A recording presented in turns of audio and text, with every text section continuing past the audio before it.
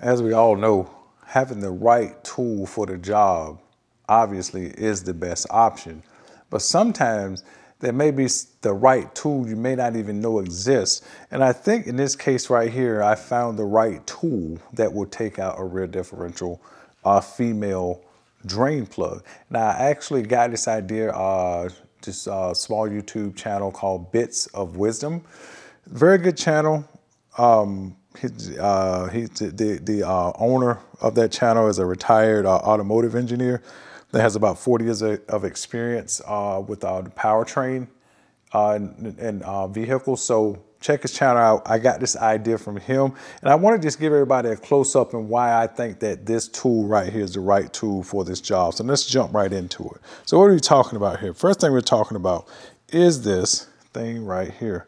It's called the, it's made by Sunex. I mean, this can be made by any brand, but it's a 3/8 male pipe plug socket.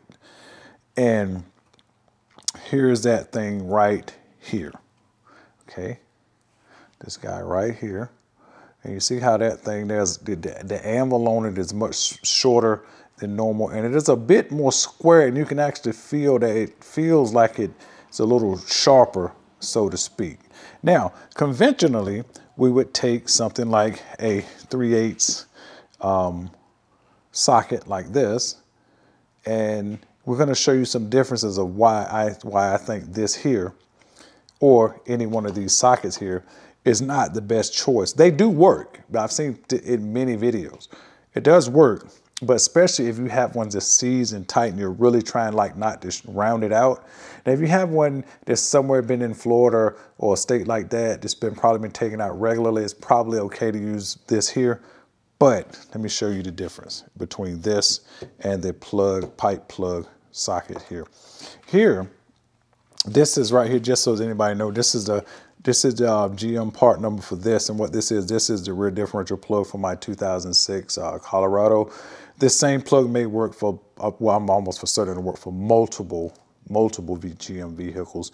But what I want to show you first of all is that when you put this in here, we'll take a look at some of this stuff, or some things under the microscope here in a minute. See, because that anvil is shorter, and if you look down in here, see how that hole is really nice and square. If you put that in here, that anvil butts right up to it. So that means that 100% of this anvil is inside of this hole. Now, I drew that line right there because to show you the wobble here. So for example, when you put that up there tight, I'm doing it right now, it's not a whole lot of wobble, so it's less, less likely a chance to strip it compared to, say, for example, with this.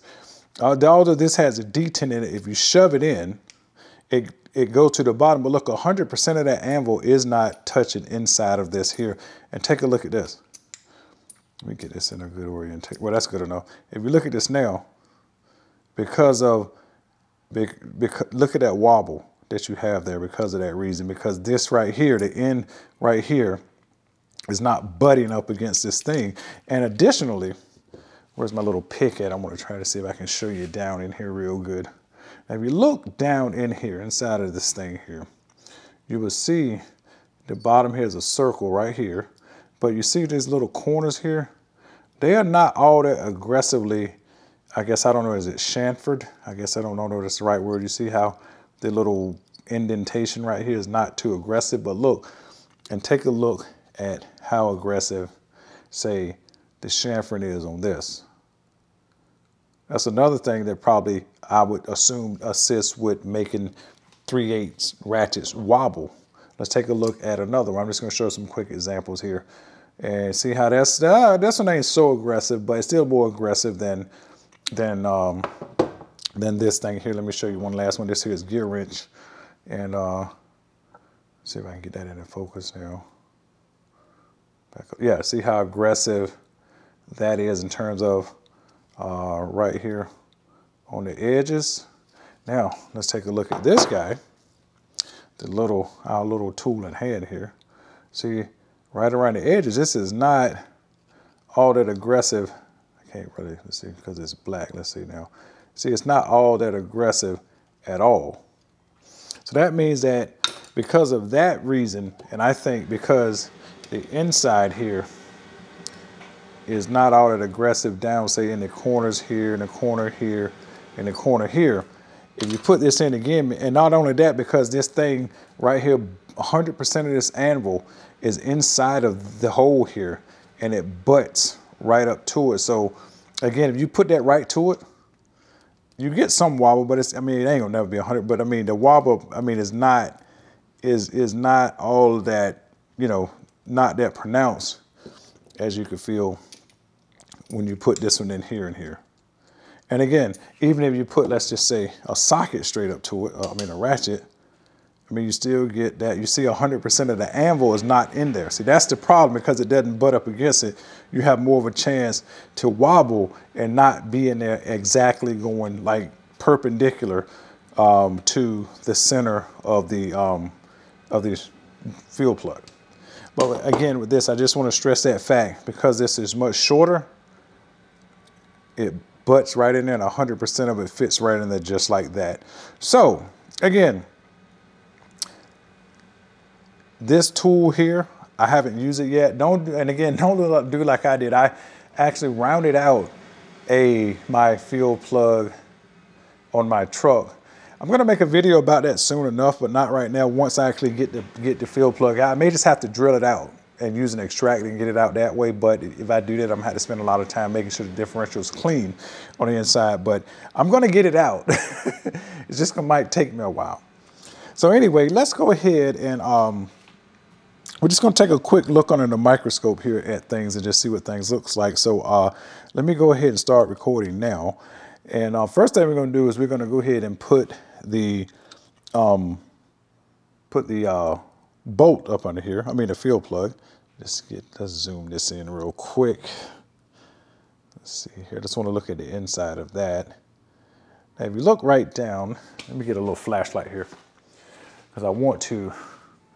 Here we go. I want to look down inside the corners. As you look right down inside the corners again, it's not super aggressive in those corners there. And it's really square in here. If you really look at it, it's quite square.